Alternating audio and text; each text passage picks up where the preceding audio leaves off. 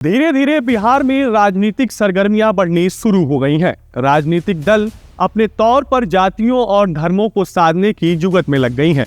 कोई Yadav minus OBC को साधने की तैयारी कर रहा है तो कोई अति पिछड़े ओबीसी को अपने पाले में लाने की कवायद में है।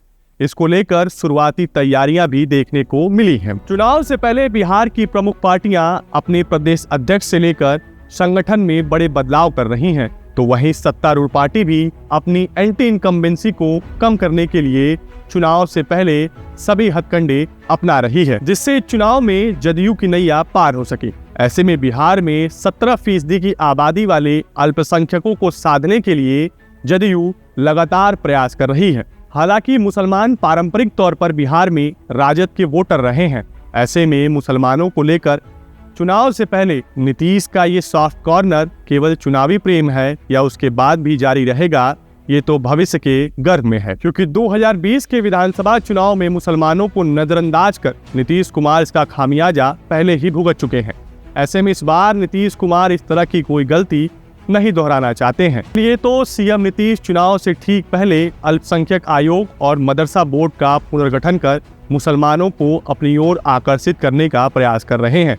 फिलहाल उनका ये प्रयास कितना कारगर होगा ये तो वक्त बताएगा, लेकिन नीतीश कुमार पिछले चुनाव की तरह मुसलमानों को नजरअंदाज नहीं करना चाह रहे हैं। अब सवाल ये उठता है कि बीजेपी जो मुसलमान वोट बैंक को लेकर ज्यादा कॉन्फिडेंट नहीं रहती है, उसी के गठबंधन के साथ ही नीतीश कुमार मुसलमानों के प्रति इतना नरमी क्यों दिखा रहे हैं। आपको बता दें कि बिहार में 17% की आबादी वाले मुसलमान 87 विधानसभा सीटों पर सीधे निर्णायक तौर पर भूमिका अदा करते हैं और गठबंधन में इनमें से ज्यादातर सीटें या तो जदयू लड़ती है या फिर अन्य पार्टियां जो गठबंधन में हैं वो लड़ती हैं। बीजेपी कुछ एक सीटों पर ही अपनी किस्मत आजमाती है।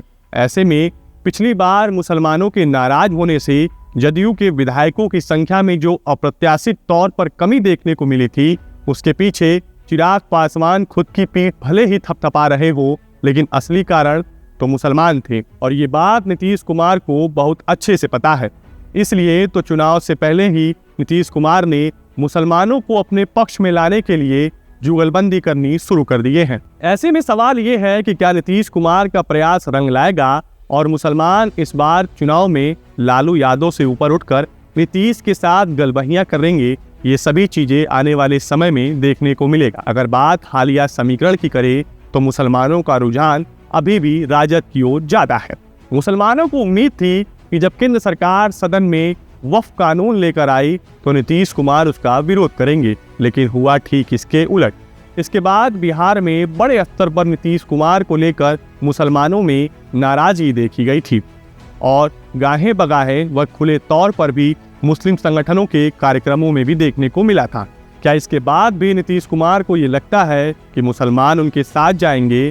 तो ये थोड़ा उटपटांग सा लग रहा है, लेकिन राजनीति है, यहाँ हर चीज संभव होता है। हम इस बात को सिरे से बिल्कुल नहीं नकार सकते कि मुसलमान बिहार में नीतीश के साथ नहीं जाएंगे, लेकिन बात लालू यादव की पार्टी आरजेडी की भी करने की जरूरत, क्योंकि जब से पार्टी की स्थापना हुई है तभी से पार्टी ने एक ही फॉर्मूले पर चुनाव लड़ा है, माई यानी मुस्लिम यादव समीकरण।